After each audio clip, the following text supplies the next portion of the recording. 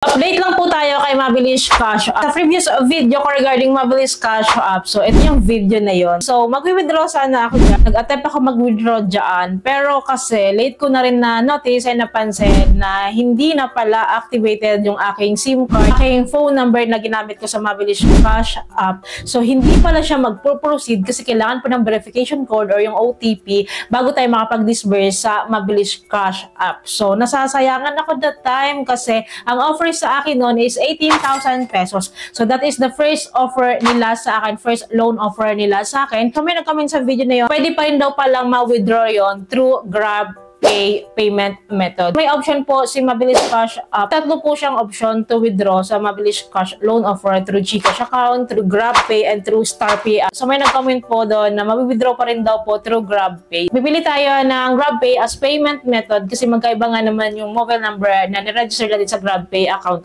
natin. So ang ginawa ko, dahil wala akong GrabPay account, gumawa po ako ng GrabPay account and pina-verified ko siya, pina-premium ko siya para mapasukan yung wallet ko. Kasi yun po yung way para ma-disburse or ma-send yung pera ni Mabilis Cash App to my GrabPay account. After creating and verifying my account sa GrabPay, so pumunta agad ako ng Mabilis Cash App. So nakita ko, upon opening sa Mabilis Cash App, is nag-log out pala yung account ko. Voluntary nag-log out siya. Parang kailangan ko mag-sign in ulit. Paano ako magsa-sign in ulit kung mobile phone number ko nga is deactivated na, hindi nakaka-receive ng OTP? Problemada na naman ako kasi gumagawa pa ako ng GrabPay account para lang ma-disburse ko yung Mabilis Cash offer ko doon. So, hindi ko po ginagalaw ang nilalag out. Ang sinasign out po yung aking Mabilis Cash. So, nandiyan lang siya sa phone ko. Naka-standby lang siya. Nagulat nga po ako kasi kailangan po ulit mag-sign in ulit. And hindi ko na po siya magagawa kasi deactivated na yung phone number na ginamit ko. Ang ginawa ko po, nag-reapply na lang po ako. Sabi ko, reapply na lang ako gamit yung ibang number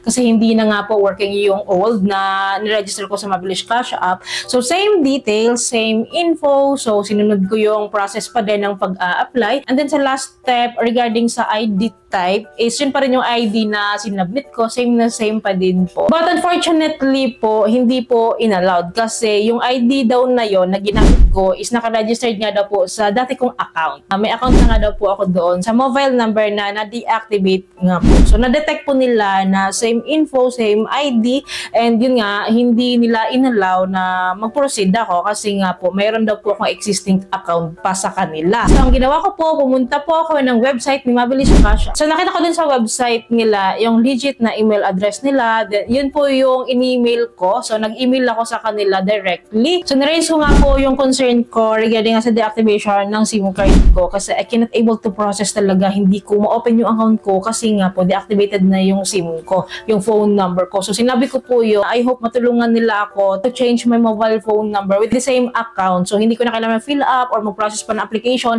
Yun pa rin. So, mag-change lang ako ng phone number. So, nag-reply sila sa akin. So, nagkaroon po kami na conversation sa email kasi nung una hindi nila ma-detect yung registered mobile number ko sa Mabilis Cash App, and then nag-appeal na naman ako. Nag-appeal ako sa kanila na bakit hindi nyo ma-detect, and then nag-response ulit sila sa akin. Ang sinabi nila dito po, "Hello, thank you for reaching out as Mabilis Cash. I'm here to assist you with updating your registered phone number. However, to ensure the security of your account, we need the following information." So, ito yung mga info. Number 1, your old registered phone number with Mabilis Cash. I-indicate ko daw, isasend ko daw sa kanila. Then, the new phone number then that has never been used for any apps. Then, number 3, the ID you provided while signing up for Mabilis Cash. And number 4, a selfie holding your ID. So, itong apat na to, kailangan ko na po i-submit. Nakalagay dito, once we receive this information, we will update your account accordingly. Of course, nagsadagad ako ora-orada. After submitting po, nag-email back sila sa akin. Nakalagay dito, "Thank you for providing this information. Then, we have already processed your request to change your phone number. It is currently under approval. You may be able to log into your Mabilis account within 2 working days. So, however, before you log in with your new number, please wait for our confirmation first." So, medyo nagkaroon ako ng hope na ay mababalik yung account ko, ma-retrieve pa pala, may pag-asa pa pala. Actually, after 2 days din, nag-inform sila sa akin through text messages. Gulat ako dahil nag-text sila sa number na pin-provide ko. Nakalagay dito, sabi niya, "Hi, complete your first loan with us and get a chance to double your limit for the next one." So, nakita ko na ito yung number na sinubmit ko sa kanila. Nakita ko po ito, pumunta agad ako sa aking Mabilis Cash App, inopen ko po agad. Nang sign in po ako ng mobile number nga ni pinrovide na-verified ko yung bagong mobile number, tinitingnan ko kung mag-o-open siya or working siya or magsisend ba siya ng verification sa akin.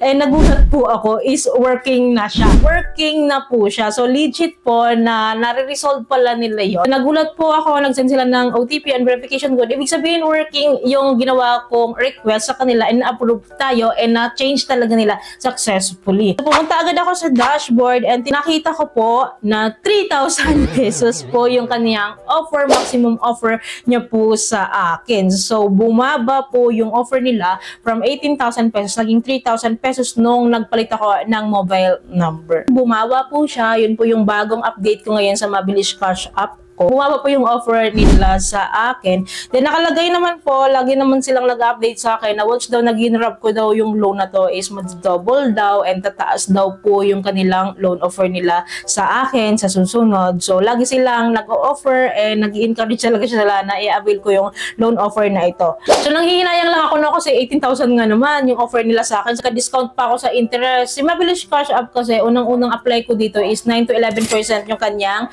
interest rate monthly yun ha, monthly yun. Dahil hindi ko siya in-avail agad, nung binisit ko yung app again, nagkaroon ako ng discount sa interest pa, naging 6% na lang siya monthly. Malaking bagay yun na nagdi-discount pala si Mabilis Cash App. So, ina-offer talaga nila yung kanilang pa-loan dito, kaya in-encourage siya na mag-loan talaga and yun, binabaan nyo yung interest. Pwede pala yun na ibaba yung interest nila. By the way, balik tayo. So, yun nga, 3,000 na po yung current loan ni Mabilis Cash App sa akin and of course, dahil maliit lang naman to, siguro mawi-withdraw natin to soon. Nakita ko rin naman na meron siyang pa-discount pa rin sa interest. Kasi malit nga lang naman yung amount nila to offer. Kaya malit lang din yung discount niya. Pero at least kahit paano may discount sila. So ang galing lang din ng customer service ni Mabilis Cash dahil hindi ako nahirapan. Na-change nga nila yung mobile number ko. Working siya. Akala ko talaga mawawala na yung account ko kasi hindi na nga ako makakapag-proceed or makakapag-reapplied.